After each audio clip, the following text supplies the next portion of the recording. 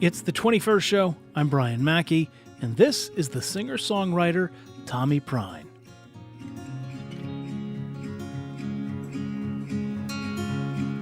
You remind me of every single dogwood tree, and I try to reach out. I never see you this far south.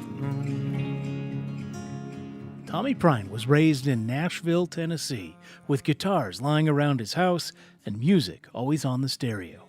And that's because his father is John Prine, the legendary singer-songwriter, originally from Maywood, Illinois. He famously wrote most of his debut album here while working a postal route and was referred to by some as the Mark Twain of songwriting. We lost Prine in 2020 to COVID. He was later named the Honorary Poet Laureate of Illinois. Tommy Prine's debut album is called This Far South. It's part coming-of-age story, part reckoning with the past of the passing of his dad and childhood friends, but it's also full of gratitude, fun, and the deep joy of marrying his best friend, Savannah. We spoke with Tommy earlier this year, ahead of a tour swing through Illinois.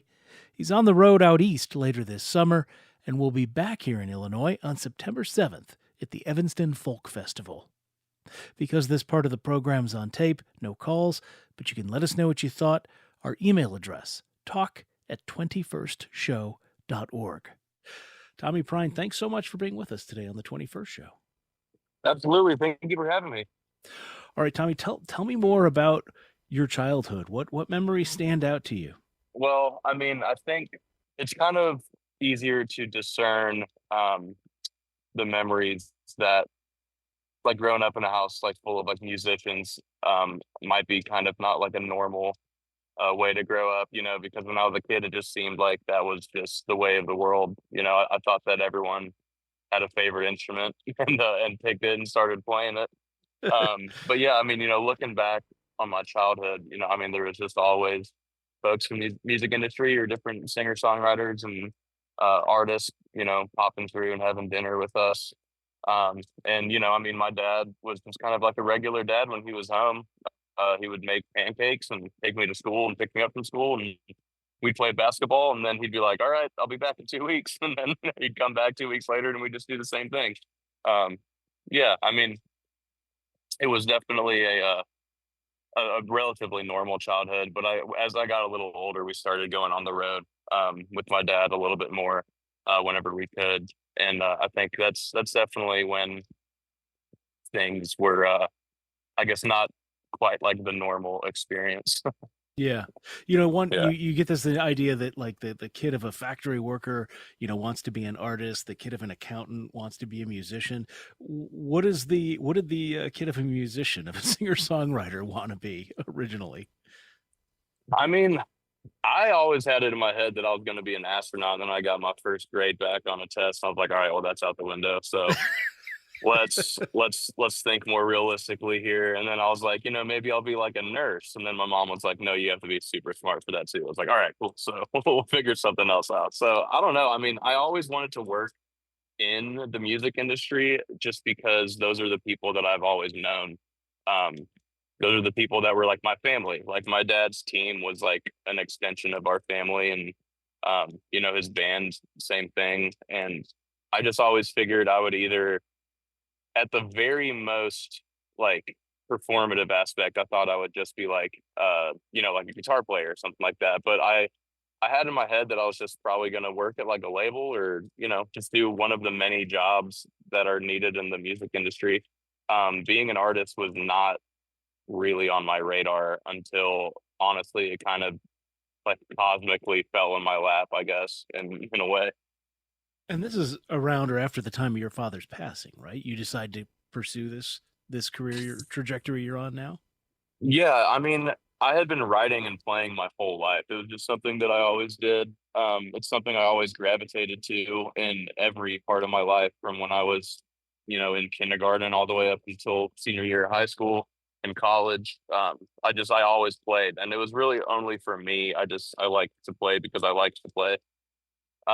But things kind of took a little bit of a turn, I guess, when when I lost my dad, and I started writing, um, just kind of more honestly, I guess, uh, and getting it off my chest. And it was the best way for me to kind of compartmentalize, losing a parent. And it also kind of coincided with linking up with my buddy Rustin Kelly, a really dear friend of mine, also just extremely talented singer songwriter and artist. And he was really the one that kind of gave me the validation to like take the leap. I mean, it all kind of boiled down to a phone call with Rustin and my other dear friend Gina Johnson, who is the other co-producer on the record. And they literally called me in November of 2020, and they were just like, "Hey, buddy, like we know you've been writing some songs. Like Rustin sent a couple over to Gina. I had been to Gina's house a few times just to kind of like hang out and play, and they were like, we think you should make an album, and we're gonna help you do it." And at first, I was like, "That's insane. I don't think I should do that." And they were like, "Well, we think you should at least think about it." And I don't know. I mean, it felt like it scared me more than anything, and I think for that reason, is why I did it, because I was at a point in my life where I wasn't really sure where I wanted to take my life, and I didn't really know where I wanted to go and how I wanted to do it. And I just kind of had this opportunity come up, and I was like, well, this sounds terrifying, and that usually means it's a good thing. So I went for it, and I'm glad I did. And the end result of that is Prine's first album, which is called This Far South. Let me remind listeners this is the 21st show. We're listening back to our interview with Tommy Prine, the singer songwriter, son of the legendary John Prine. He was coming through Illinois for a tour earlier this year, which is when we spoke with him. He'll be back in Evanston on September 7th for a folk festival there. Next, we're going to listen to a song of his named Boyhood. I asked him to set it up. Yeah, sure. I mean, just in short, it's about growing up with my brother Jack, because we were 10 months apart and we grew up kind of attached at the hip, and just doing everything to get together. And one of the things that we used to do a lot was kind of like purposely get lost in the woods and see who could find the best route home. And I found that to be like a good a good analogy for just kind of like my growing up and everyone's growing up, is just kind of like purposely getting lost and then finding your own way back. All right, let's listen to Boyhood. I'm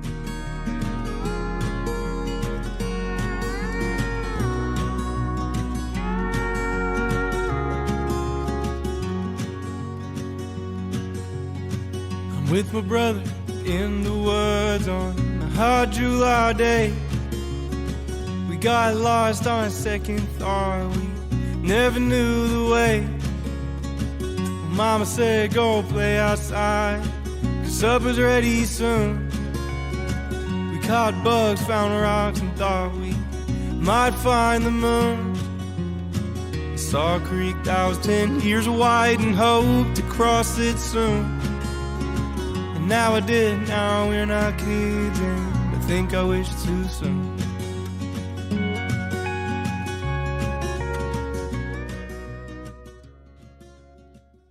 Again, this is the 21st show. We're speaking with Tommy Prine, and that is the track Boyhood off his album This Far South. So you mentioned we were talking about getting into the how do you say it?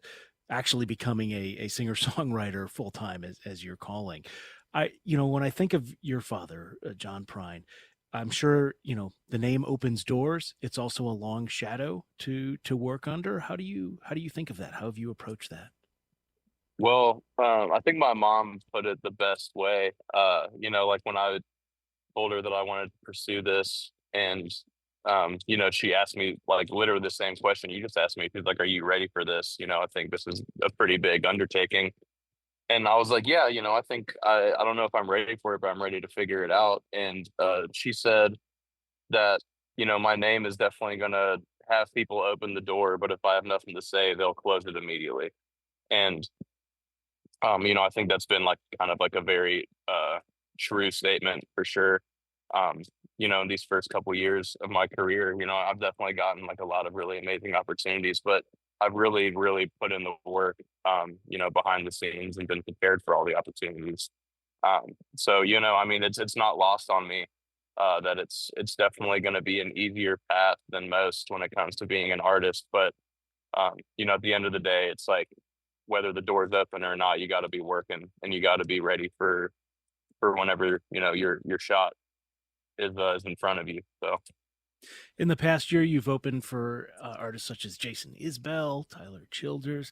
I wonder what you learn playing with them in shows. Oh man, I mean, I still feel like a little boy like half the time, especially when I'm getting to do all that kind of stuff, and I'm just like soaking in as much as I can and just trying to like learn from them. I mean, the same way that I learned from my dad. I mean, I learned the most about life, and not just being an artist and a songwriter from my dad, but about life just from observing him. And I've always been, I don't know, I'd like to think I've always been very like acutely aware just of the human experience and how people interact with one another and how they go about their own lives in the world and how they kind of make their own puzzle piece fit. And I think I've just kind of taken that into my adulthood as well. I think when I get to be around, the greats like of today, like Tyler and Jason, I mean, I'm really just kind of like locked in, just like watching their every move basically. And like, all right, why did I really like the way they did this? Like, how can I make that my own? But I mean, it's just an invaluable experience to be able to do something like that. And I'm forever grateful to both of them for that.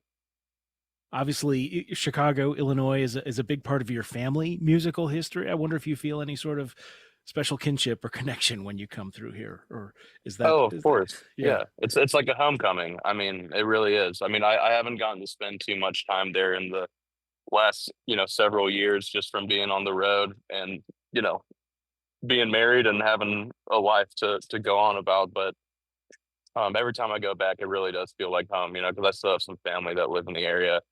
And yeah, just it's kind of like a nice, home away from home that whenever I step through Chicago, I just feel very like I can feel the love and I feel welcome there. Well, Tommy Prine, thank you so much for sharing some of your musical story with us today on the 21st show. It's been great talking with you. Hey, thanks so much for having me. I really appreciate it. We first broadcast this conversation with Tommy Prine back in May when he was touring through Illinois. He'll be on the road out east later this summer and back in Illinois on September 7th at the Evanston Folk Festival. We're going to go out with another of his songs from the album This Far South. It's called Mirror and a Kitchen Sink.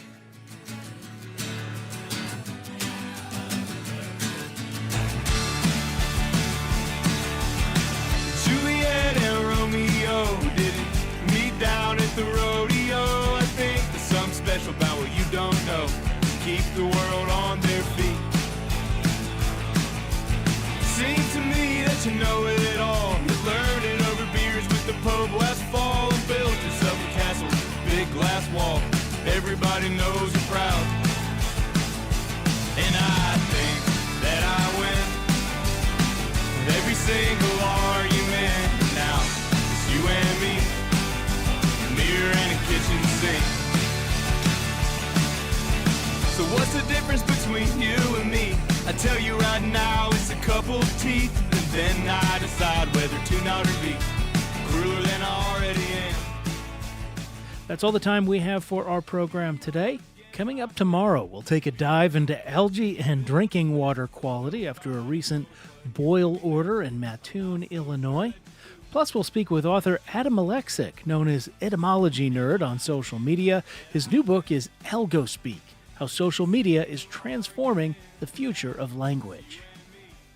The 21st show is produced by Christine Hatfield, Harrison Malkin, and Jose Zepeda.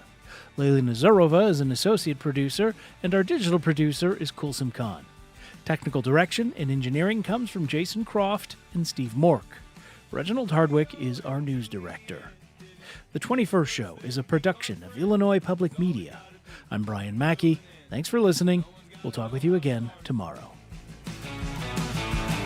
You say words that'll make you brave, and then you realize if you share a brain, you know here it goes right down the drain, faster than your eyes can see.